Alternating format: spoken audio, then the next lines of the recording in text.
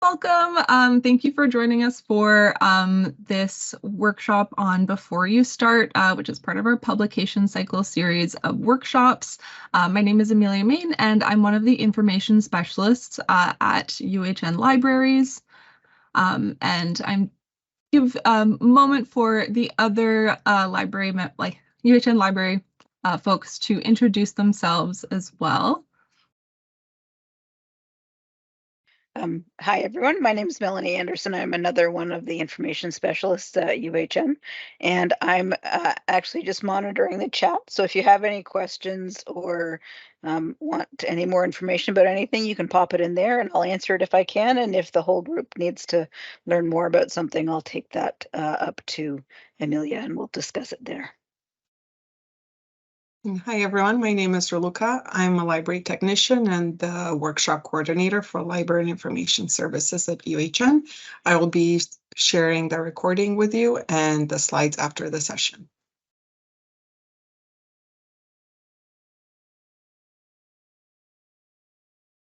Alrighty. All right, so hello and welcome.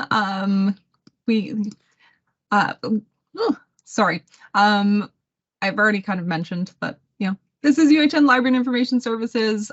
We have plenty of resources for all of your research and learning needs at UHNLibraries.ca, but let's get started. I want to start by acknowledging the sacred land on which the University Health Network operates. For thousands of years, it's been the traditional territory of the Huron-Wendat, the Haudenosaunee, and most recently, the Mississaugas of the Credit River. This territory was the subject of the Dish with One Spoon Wampum Belt Covenant, an agreement between the Haudenosaunee Confederacy and the Confederacy of the Ojibwe and allied nations to peaceably share and care for the resources around the Great Lakes. Today, the meeting place of Toronto is still the home to many Indigenous people from across Turtle Island, and we're very grateful to have the opportunity to work and learn on this territory. In addition to acknowledging the land and its First Peoples, I want to recognize the role hospital libraries have had in colonization. Libraries legitimize certain kinds of knowledge through the books and resources we make available in our collections, and historically, libraries have privileged Eurocentric research and ignored or excluded Indigenous knowledge systems. UHN Libraries is committed to providing access to resources that heed the calls to action of the Truth and Reconciliation Commission and support working towards reconciliation. As you're thinking about and developing your research, even if you're not working primarily with Indigenous populations, we encourage you to explore and learn more about Indigenous methodologies and Indigenous-led research. And here are a few resources in our collection to help you get started.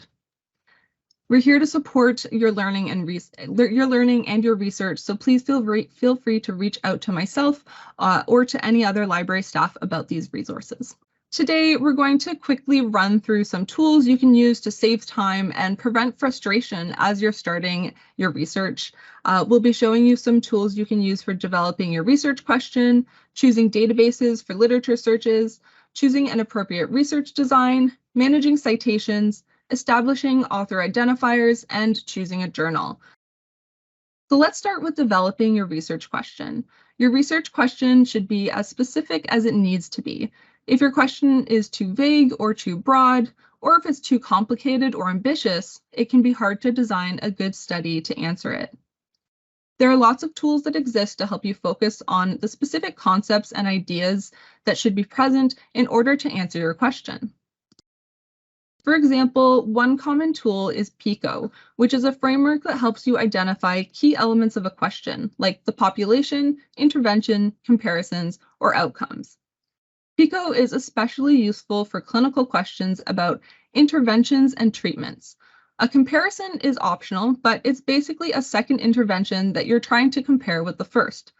Not using a comparison just means you're comparing your intervention against no intervention or standard of care. You'll also want an idea of which outcomes you're interested in, and try to be specific if you can. For example, you can say you're interested in adverse effects, but it might be more useful to identify the specific adverse effects that you're interested in. Many questions don't fit very well into PICO, but a good option for basically any question is what's called concept boxes. So in this option, there aren't specific categories, which makes it a very flexible tool, but you have to try to figure out what the key elements of your topic are without a guide. And that can take some practice, but you can mix and match elements of other frameworks to start. So let's quickly take a look at a great guide from the Central Queensland University Library to see just how many other frameworks there are. All right. And here you can see under select a framework by research by question focus, it can be really helpful to try to match the framework that you use with the type of question or the type of research or your type of question you're trying to ask or the type of research you're intending to do. So try to use a framework that is more suited to your context and the kind of question you're asking, rather than trying to kind of force your question into PICO, which is something that we see happen occasionally and leads to frustration and you know, like a bit of confusion about how to kind of move forward. All right. A fundamental step of any research is conducting a literature search. As you're developing your research question, it's important to have a good understanding of the research landscape of your topic. Ideally, your research will be filling a gap in the existing literature. You don't want to be wasting time and resources on a question that already has an answer. You'll probably do a few different literature searches as you're developing your question, but I'd recommend at some point doing a search that's reasonably comprehensive so that you can ensure that you are well aware of any trends, gaps, opportunities, and research traditions in the literature of your topic. For your literature search, you'll want to choose one or more subject databases that are appropriate to your topic. Google Scholar is fine for quick and dirty searches, but these other databases are built to help you search the literature comprehensively and efficiently. I'm going to show you a table of databases that we provide at UHN Libraries. So for example, if you're looking at Medline, which is down here in the middle, it can be a good place to start searching for most any topics, but if your topic has to do with occupational therapy, for example, you'll want to search in CINAHL, which specializes in nursing and allied health research. If your topic has to do with mental health, then PsycInfo is a great place to start searching as well. Once you've established your research question, you'll want to make sure that you're choosing an appropriate study design to address. Being able to match a research design to a question will help you with your own research, but it can also help you assess the quality of published research in your area. So for example, although they are very rigorous methods, some questions cannot and should not be answered using an RCT or a systematic review methodology. So here we can see some of the categories of different approaches to research, from descriptive studies to experimental or observational studies. It can be tricky to decide the best approach to answer your question, but there are a number of resources that exist.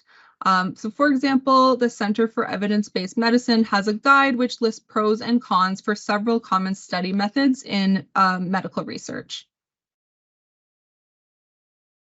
And what about review articles? There are dozens of kinds of knowledge syntheses or methods-driven reviews, and they all accomplish different things on different timelines with different team and resource requirements. The kind of review that you end up doing really depends on the question that you have. So, you know, doing a rapid review is useful for example, for policy-related questions that need a quick answer right away. It's not a kind of, you know, a shortcut to doing a systematic review. A scoping review is better for understanding, you know, the breadth and boundaries of the literature, whereas a systematic review is better for understanding whether an intervention works or not.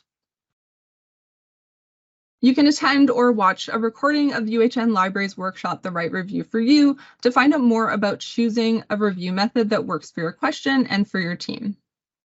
But for now, we can use a tool like the Right Review for the Write Review for You tool from Unity Health, which is really handy.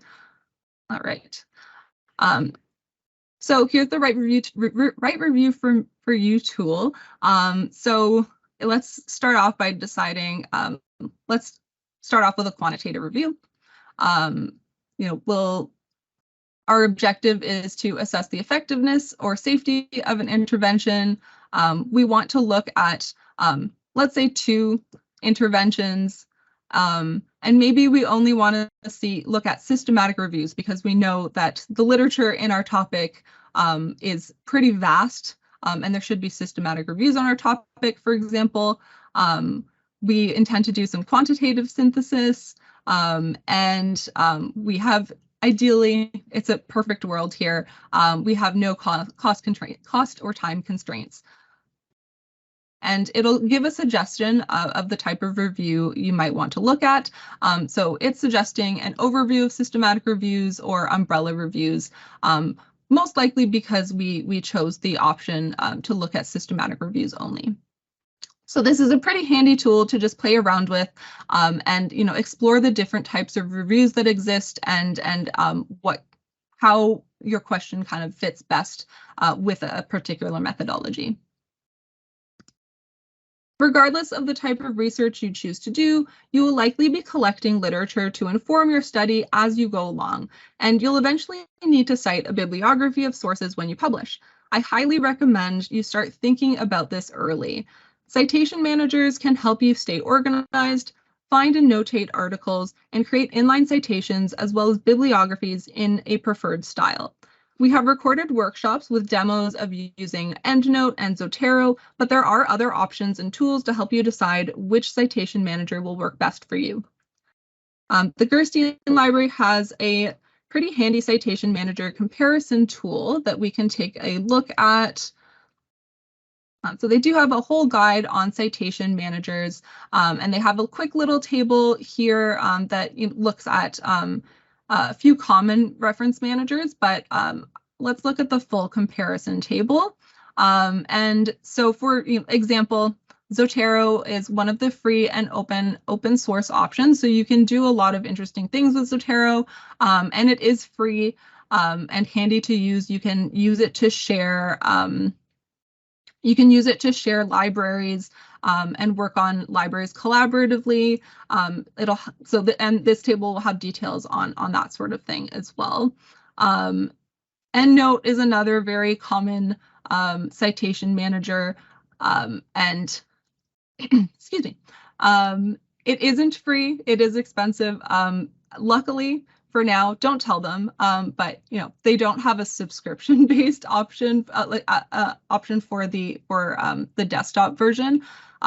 Once you buy it, you have it. So that's silver lining of paying for the tool. And it is a very powerful tool. It works well with the databases that we use, and it will work well with exporting to other sources. And you can also do a lot of customizations with EndNote as well. But yeah, other tools exist, and it's finding the one that works best for you can take some time, and it's handy to kind of explore any other options. But another thing to think about early on in the research process is your author identity. There may be several other researchers who have your name or at least your last name and first initial. You can start establishing your author identity with ORCID, which assigns you a unique identifier for you and for your publications. It can assign a unique number to all of your publications to make it easier to pull together in a CV, and it makes it easier for other researchers to find all of your publications, even if you have a doppelganger with a similar name or the same name. Increasingly, journals are asking for ORCIDs upon submission, so it's a good idea to have one established early on, and that way you don't have to worry about it and scramble to try to register and put something together as you're trying to submit. And something you might also want to think about earlier in the research than not is which journals you might want to submit to. You might know the names of the big journals in your research area, but there may be other appropriate journals to publish your topic in. There are different tools that can help you find journals that have an interest in research like yours, but today let's take a look at Jane. Right. So you can put in your title or your abstract, and this resource will help kind of match your keywords and like, you know, what the aboutness of your topic to different journals. You can also put in keywords instead if you're just trying to kind of have a general idea of a topic. So let's try cardiac rehabilitation. And then it'll list journals based on, you know, their confidence in how well they match your topic. So we've got some cardiology journals here, which makes sense. We've got American Journal of Nursing, and there will be some surprising options here to consider. And you will have to kind of, you know, go in and look at the journal specifically to look at their requirements and kind of to get a feel for what type of research that they do publish. But this is a good tool to get you started and just kind of give you a list to get started with. All right, thank you for joining us, everyone. Please feel free to reach out to any of us. Always happy to help and answer questions.